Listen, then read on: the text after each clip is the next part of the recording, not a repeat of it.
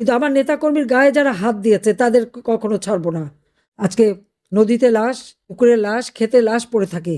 আওয়ামী লীগের না হলে 10,000-এর উপর নেতাকর্মী, আজকে তারা কোথায়? প্রায় 1.5 লক্ষের মতো তো কারাগারে বন্দী। প্রায় 5-6 লক্ষ নেতাকর্মীর বিরুদ্ধে মিথ্যা মামলা, তার মধ্যে 10,000 কোনো খবরই নাই।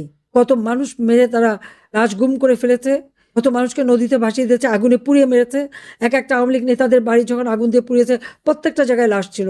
32 নম্বর বঙ্গবন্ধু স্মৃতি জাদুঘরে আগুন দিয়েছে, সেই 32 নম্বর রাস্তার উপরে 3টি লাশ পড়ে আছে। কাদের লাশ এগুলি? তো তাদের ঠিকানাও বের করা হয়নি, ঠিকানাও বের করা হয়নি। আওয়ামী লীগের প্রায় 10,000 উপর নেতা কর্মীকে এই ইউনূস খুন করেছে, গুম করেছে, তাদের নিখোঁজ করে দিয়েছে।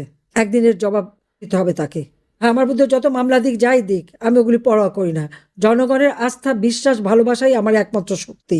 কাজে ওইখান থেকে আমি কখনো জানতাম না যে আমাকে দেশে আসতে হবে। আমি তো ভেবেছিলাম টুঙ্গিপাড়া যাচ্ছি। এটা জানি না, এটাও আল্লাহর বোধহয় ইচ্ছা। যেমন গ্রেনেড হামলে বাঁচালো, ওই কোটালীপাড়া 70 কেজি ওজনের বোমা থেকে বাঁচালো, এরকম বারবারই তো বাঁচিয়েছে, এবারও তাই। কিন্তু আছি যখন বেঁচে, ইনশাল্লাহ এই বাংলাদেশ আমরা আবার ফিরে পাবো, এই দুঃশাসনের হাত থেকে মুক্ত করব। আমাদের নেতা কর্মীদের সকলকে ঐক্যবদ্ধ থাকতে হবে। কিন্তু আমার নেতা কর্মীর গায়ে যারা হাত দিয়েছে তাদের কখনো ছাড়বো না, তাদের কোনোদিন ছাড়া হবে না। প্রত্যেকটা পাই পাই হিসাব নেওয়া হবে। এবং ওই ইউনূসের ইনশাল্লাহ ওই ইউনূসের শাস্তি বাংলাদেশে আমরা করব। এবং সাথে সাথে যারা আজকে লম্বা লম্বা কথা দেখাচ্ছে আর অনেক কিছু দেখছে, স্বপ্ন দেখছে, ও স্বপ্ন একদিন অন্ধকারে মিশে যাবে, সে বিশ্বাস আমার আছে। আমরা আল্লাহর উপরে বিশ্বাস করি, জনগণের উপর আমরা আস্থা রাখি। এই কথাটা সবাইকে মনে রাখতে হবে। আর আমাদের আওয়ামী লীগের নেতাকর্মী, আমি জানি যে অনেকে আপনজন হারিয়েছ, অনেকে অনেক কষ্টের মধ্যে দিয়ে আছে। আমার চেষ্টা আছে যতটুকু পারি এই কষ্ট লাঘব করতে। আর ইনশাল্লাহ একদিন দিন আসবে, সবাই সব কিছু আবার ফিরে পাবে। আমাদের তখন কিছুই নাই, বঙ্গবন্ধু ভবন শেষ, আমাদের স্মৃতিটুকু যেটুকু নিয়ে বেঁচেছিলাম 2 বোন, সেটাও শেষ।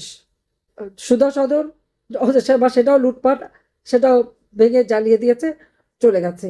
এমনকি লকারে আমার দাদি, নানি, আমার কামালের বিয়ের, পুতুলের বিয়ের সমস্ত যে গহনা টহনা ছিল, ইউনূস সাহেব সে লকার ভেঙে তাও চুরি করে নিয়ে গেছে।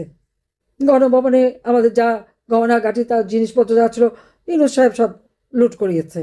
সুদর্শনের যা ছিল তাও লুট করে নিয়ে গেছে। তো সব হারিয়ে দিয়েছি। কারণ আমার নেতা কর্মীরা যখন সব কিছু হারিয়েছে, তো এগুলি নিয়ে আমাদের কোনো আফসোস নাই, কোনো আফসোস নেই।